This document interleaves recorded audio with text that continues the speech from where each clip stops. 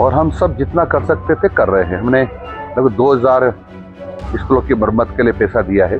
कोई मुआवजा है ही नहीं है। समय रहते अगर सरकारी सिस्टम सरकारें इसको ठीक कर लेती तो यह हादसा नहीं होता। कांग्रेस सरकार ने जानबूझ करके उनके कार्यकाल में किसी प्रकार की मरम्मत नहीं करवाई। तो मैं समझता हूं कि मुख्यमंत्री जी को भी आना चाहिए। तुम्हारी पार्टी का जो नेता है ना राहुल गांधी जी, इसके लिए अदालत ने भी कह दिया है कि इनकी श्रद्धा इस देश में नहीं है। सरकार की प्राथमिकता में इनका हालचाल पूछना नहीं है तो मुआवजा पैकेज तो बहुत बड़ी बात है। इसलिए आपका कसूर नहीं है, आपके खून में ही गद्दारी है। ये सरकार चाहे कोई सी भी हो, लेकिन इस तरह के हादसे ना हो और आपके रग रग में भ्रष्टाचार छिपा पड़ा है। तो फिर समाज सेवा हमारी प्राथमिकता होनी चाहिए। शिक्षा विभाग में कोई पैसा तो नहीं चलता स्थानांतरण में, सबने एक साथ कहा खूब चलता है साहब। यानी गोविंद सिंह जी डोडासरा खूब धन बटोरते थे शिक्षकों से। कैसे हमें वोट मिले, इसी पे फोकस करके अगर काम करेंगे तो हम हमारे इस काम के साथ में, राजनीति के साथ में न्याय नहीं कर रहे।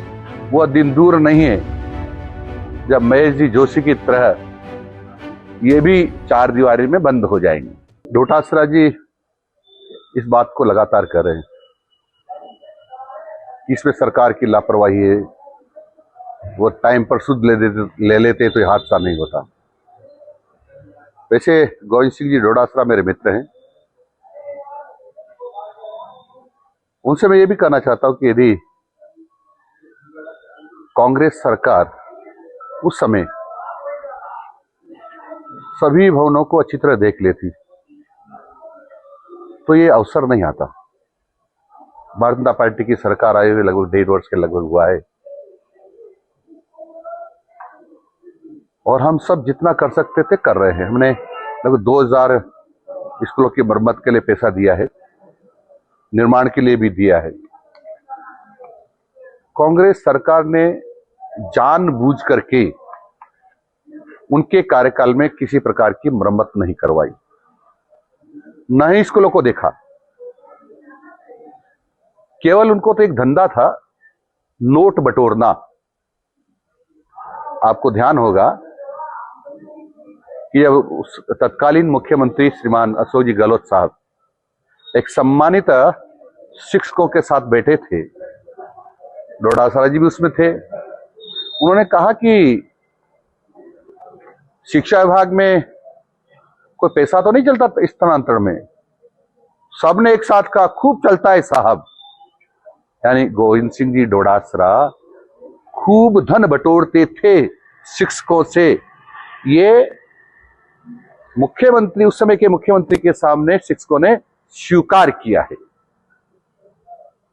आपने देखा होगा लगातार पेपर आउट करवाकर, पेपर बेच करके किस प्रकार से गोविंद सिंह जी डोटासरा ने धन कमाया है, अनाप शनाप धन कमाया है। अब करें ईमानदार हैं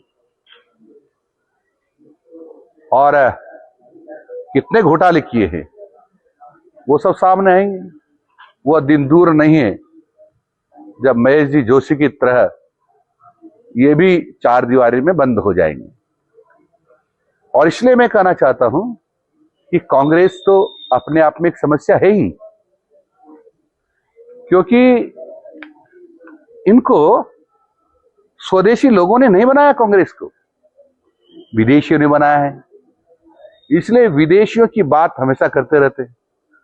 मेरे एक छोटे से स्टेटमेंट को इन्होंने अदरवाइज लिया है कि साहब ये इस प्रकार का स्टेटमेंट दे रहे हैं, इनका दिमाग ठीक नहीं है, वो ठीक नहीं है।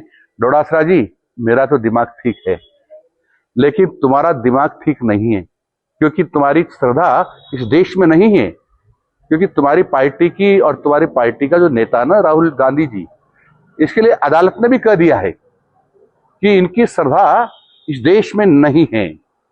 यदि होती तो इस प्रकार के वक्तव्य नहीं देते। इसलिए आपका कसूर नहीं है, आपके खून में ही गद्दारी है, बेईमानी है, और आपके रग रग में भ्रष्टाचार छिपा पड़ा है। और हर संभव सहायता सरकार से भी आग्रह करेंगे और व्यक्तिगत रूप से भी कांग्रेस के कार्यकर्ताओं से अभी आग्रह करेंगे कि इनकी मदद करें और हम तन मन धन से इनकी मदद करेंगे। और उन्हें कहना चाहूंगा कि समय रहते अगर सरकारी सिस्टम सरकारें इसको ठीक कर लेती तो यह हादसा नहीं होता।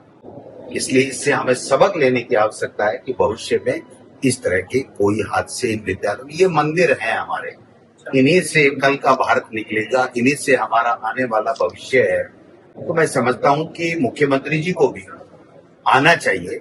क्यों नहीं आ पाए, उनकी इतनी क्या व्यवस्थाएं हैं या उनके कोई खौफ है, डर है, भय है? यहाँ के लोग बहुत अच्छे हैं। जब मैं कल से आया हूं तब से इतना प्रेम कर रहे हैं, इतने मासूम गरीब लोग हैं जिनको आकर के उनको हालचाल पूछना चाहिए। तो जरूरी नहीं है।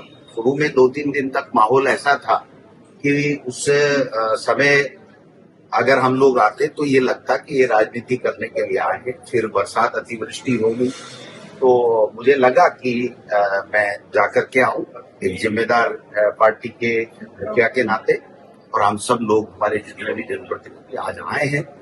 हम इतना ही कहना चाहेंगे कि सरकार चाहे कोई सी भी हो, लेकिन इस तरह के हादसे ना हो। विद्यालय हमारी प्राथमिकता में होना चाहिए। केवल राजनीति ही करते रहें कि कैसे हमें वोट मिले, इसी पे फोकस करके अगर काम करेंगे तो हम हमारे इस काम के साथ में, राजनीति के साथ में न्याय नहीं कर रहे। समाज सेवा का जब संकल्प लेकर के राजनीति में हम लोग आते हैं तो फिर समाज सेवा हमारी प्राथमिकता होनी चाहिए। इसी दृष्टिकोण को ध्यान में रखते हुए हम लोग सरकार ने जो मुआवजा दिया है उसके बारे में क्या बोलें? 100% पर्याप्त है। कोई मुआवजा है ही नहीं है। सर तो वैसे भी चिरंजीवी योजना में ये तो मुआवजा ही है। मतलब सरकार की प्राथमिकता में इनका हालचाल पूछना नहीं है तो मुआवजा पैकेज तो बहुत बड़ी बात है।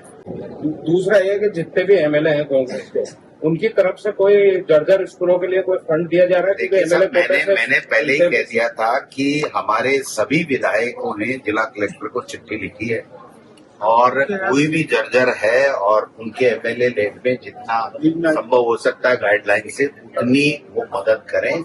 और मेरे यहाँ मैं कह सकता हूँ कि 15 जगह से मेरे पास में आई है रिकमेंडेशन, तो मैं वो दे ही रहा हूँ। बाकी सभी एमएलए, और मैं तो कहता हूँ कि जब अभी सितंबर में विधानसभा आएगी तो हम सारे लोग राजनीति से ऊपर उठ करके कि हमारी प्राथमिकता, हमारा ये जो आने वाला कल है वो होना चाहिए और हमारे बच्चे हमारी प्राथमिकता।